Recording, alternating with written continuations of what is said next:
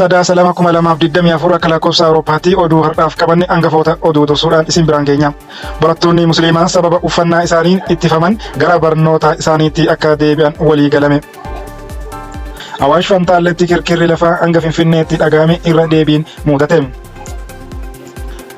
Oduu giddu gala bahaa irraa nu ga'een ammoo daandiin badiinsaa Israa'el kibba Libaanos keessatti irra jirtu sodaa uume jedhan naannoo ittisaa uumuuf yaaliin taasifamu badii guddaaf deemamaa akka jiru fi duguggaa hedduu akka raawwataaru waraanni Israa'el irraa ifoomeera.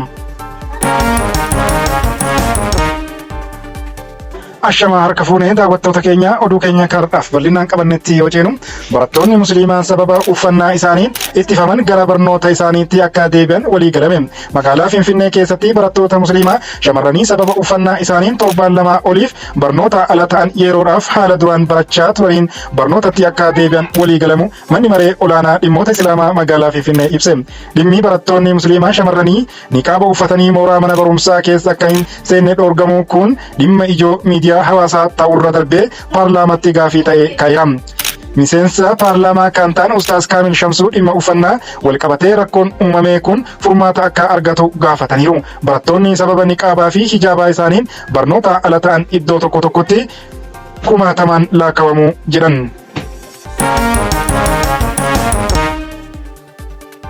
Oduu itti aanutti yoo jennu immoo Awaash Fantaalletti kirkirri lafaa hanga Finfinneetti dhagahame irra deebiin mudate.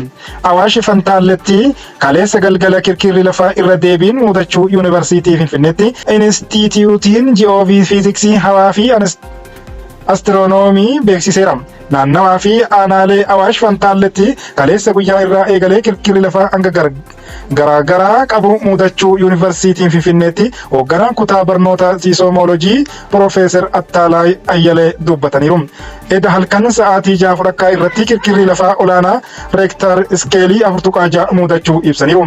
Kirkirri lafaa Awaash Fantaalletti mudate magaalaa Finfinnee kutaalee magaalaa garaagaraatti mudachuu Piroofeesar Attaalaay Ayyalee FBC'f himaniiru. Oduu biyya alaa keessaa bal'inaan qabanneen immoo daandiin badiinsaa Israa'el kibba Libaanos keessatti irra jirtu sodaa naannoo ittisaa uumuuf yaaliin taasifamu badii cimaadha jedhame.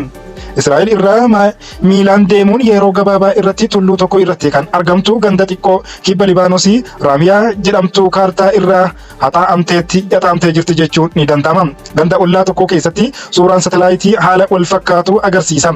Tulluu yeroo tokko manneen uwwifamee amma gara caccabaa halluu diimaa qabuutti gadi bu'eera. Xiyyaaronni waraanaa fi humnoonni lafa Israa'el ji'a darbee keessa daandii badiinsaa kibba Libaanos keessa dhoosan. Kaayyoon isaas Israa'el akka jettutti garee hidhattoota Hizbollaa dadhabsiisuu daangaa irraa dhiibuu fi rakkoo isaa Hizbollaa waggaa tokko ol kaaba Israa'elitti dhukaasaa xumuruudha. Nagaa eegsistoonni dhaabbata mootummoota gamtoomanii fi loltoonni Libaanos kibba keessa jiran illee humnoota Israa'el irraa dhukaasa jala galuun isaanii bakka isaaniitti turuu danda'uu fi dhiisuu isaanii irratti gaafii kaaseera. Namoonni miliyoona tokko ol ta'an boombii rukutamee baqataniiru. Kunis kutaa kibba baay'ee duwwaa taasiseera. Ogeeyyiin tokko tokko akka jedhanitti Israa'el naannoo uummataa irraa hir'atee uumuuf kaayyeeffatteetti ta'uu mala tooftaa kanaan dura daangaa Gaazaa waliin qabdu irratti bobbaaftee jirti. Haalli zoonii akkasii tokko tokko duraanuu kan mul'atu ta'uu xiinxalli Associated Press suuraa satalaayitii fi ragaa ogeeyyii kaartaa walitti qabame kan bal'inaa badiinsa gandoota 11 daangaa cinaa jiran keessatti agarsiisan ni mul'isa. Waraanni Israa'el boombiin kun tuneelota Hizbollaa fi bu'uuraalee misoomaa gareen kun magaalota keessatti ukkaamsan jedhee biroo barbadeessuuf barbaachisaa ta'uu ibseera.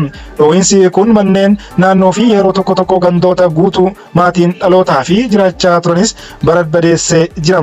Israa'el Hizbollaa fagootti duubatti dhiibuun lammiileen ishee nagaan gara mana kaaba jiraatti akka deebi'an kaayyeeffattee jirti. Garuu qondaaltonni Israa'el Hizbollaa yeroo dheeraaf daangaa irraa akka fagaatu karoora qabatamaa akka hin qabne ni beeku. Sun yaaliin Ameerikaan dhukaasa dhaabuu giddu galeessaa gochuuf gootu keessatti xiyyeeffannoo ijoodha. Qorataan olaanaa Inistituutii qorannoo nageenya biyyaalessaa Israa'el Ornaa Mizraahii akka jedhanitti kaayyoon Israa'el hatattamaa naannoo ittisaa uumuu miti, garuu sun jijjiiramuu mala. Tarii hanga qophii Hizbollaa gara zooniitti akka hin deebine waadaanuuf galu argannutti achi turuu mala, filannoo biraa hin qabnu jetteetti. Daandii badiinsaa loltoonni onkololeessaa tokko gara kibba Libaanositti dhiibaman fi sarara gandoota 11 hundi isaanii daangaa Libaanos Israa'elii waliin qabdu irraa maayila 4 yookaan kiiloomeetira 6.5 keessatti kanneen ji'a darbe keessa haleellaa yookiin dho'insa dho'aa lafa kaa'ameen miidhaa guddaa irra ga'ee adda baaseera loltoota Israa'el. Libaanos keessatti Israa'el jalqaba irratti gandoota daangaa xixiqqoo kibbaa bakka Hizbullaa hojii itti geggeessu irratti xiyyeeffatee booda torbaanota darban keessa haleellaa ishee gara wiirtuuwwan magaalaa gurguddootti kan akka magaalaa Baalbeekii kan namoota 80,000 keessa jiraattutti bal'isteetti. Hizbullaan kan Iraaniin deeggaramu haleellaa Hamaasiin durfamu onkololeessa 7 bara 2023 Israa'el irratti raawwateen battalumatti Hamaas waliin ta'uun Libaanos irraa gara Israa'elitti rooketii diroonii fi misaa'ila dhukaasuun jalqabe san lolli daangaa qaxxaamuraa waggaa tokkoof ture kun onkololeessa 1 yeroo humnoonni Israa'el weerara lafaa kibba Libaanos irratti jalqabanitti gara waraana guutuutti bobba'e. Magaalaa guddoo Libaanos keessatti xayyaaronni Israa'el guyyoota 4 keessatti yeroo jalqabaaf halkan tokkoo fi jalqaba jimaataa naannoo kibba Beeruutii kan taate Dahiyee rukutaniiru. Waraanni Israa'el jiraattonni yoo xiqqaate bakka 9 Dahiyee keessaa akka ba'an akeekkachiisee iddoowwan meeshaa waraanaa Hizbullaa itti oomishanii fi wiirtuuwwan ajajaa rukutaa jedheera.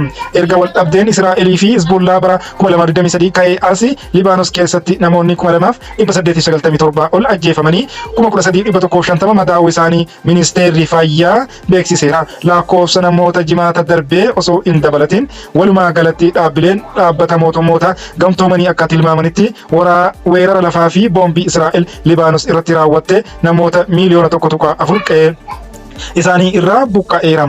Jiraattonni hawaasa kaaba Israa'el naannoo Libaanosii jiraatan gara 60,000 ta'anis waggaa tokko oliif qe'ee isaanii irraa buqqa'aniiru. Hizbollaan rookettiiwwan gara kaaba Israa'elitti dhukaasuun itti fufeera. Piroojeektiilee kamisa darbee Libaanos irraa darbatame naannoo qonnaa irratti kufee hojjettoota qonnaa Taayilaandii 4 dabalatee namoota 7 galaafateera.